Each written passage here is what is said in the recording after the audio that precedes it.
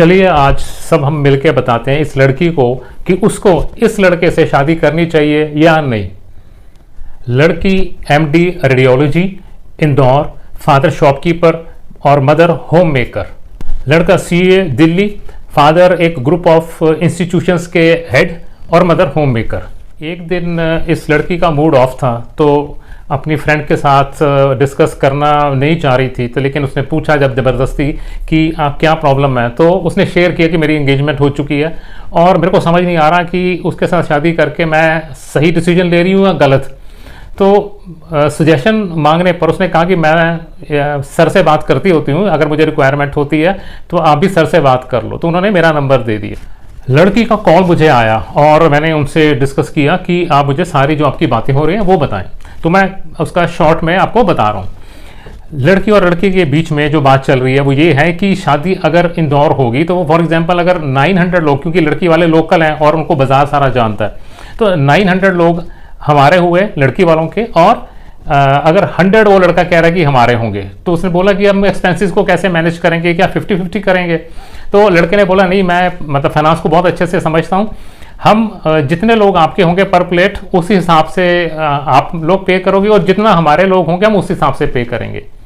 तो फिर नेक्स्ट हुआ क्वेश्चन, तो ये आ गया कि जो डेकोरेशन होगी तो वो लड़के ने बोला कि वो अलग निकाली जाएगी, और क्योंकि आपके लोग ज़्यादा हैं तो वो ज़्यादा डेकोरेशन को देखेंगे, तो आप उसका पे उसी हिसाब से पर प्लेट के हिसाब से करोगे जितने आपके लोग आए हैं। फिर ऑर्केस्ट्रा और जो भी और वैसा ऐसा कोई अरेंजमेंट होगा तो उसके भी, क्योंकि आपके लोग ज़्यादा एंजॉय करेंगे, तो उसका भी पर प्लेट के हिसाब से होगा कि अगर आपकी 900 प्लेट्स हैं तो आप 900 प्लेट्स के हिसाब से उसकी पेमेंट करोगे, हम 100 के हिसाब से करेंगे।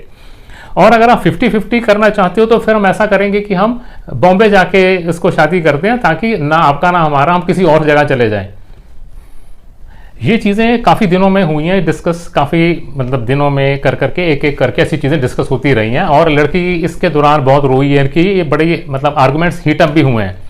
फिर इसी सीरीज़ में मैंने दोबारा पूछा कि मैंने एजुकेशन लोन लिया हुआ है, तो जब मेरी शादी होगी तो मेरी इनकम तो इस घर में आएगी आपके पास, तो एजुकेशन लोन कौन उतारेगा?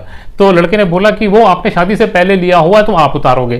तो लड़की ने बोला कि अगर मैं यहाँ पे शादी करके आ गई, मेरी सैलरी अब आपके घर में आ रही है, तो लोन वो क्यों उतारेंगे? तो उसने कहा कि उसका भी रास्ता है कि लोन हम उतार देंगे यहाँ पे, लेकिन अगर मैं फ्लैट खरीदूंगा तो आपके फादर पहले मुझे कमिटमेंट करेंगे कि वो उसमें कितना कंट्रीब्यूट करेंगे। मैंने फिर उस लड़की को यही कहा सारी बातें सुन के कि आप दोनों की चल नहीं सकती, बड़ा मुश्किल रहेगा आपको, ऐसे ही आप दोनों का मतलब लाइफ आगे भी ऐसे ही निकलेगी जैसे बिगनिंग में आ गई है। तो बेटर है कि अभी आप पार्ट वेज कर लें, इट्स फाइन, आप उसको बोल दो। तो जैसे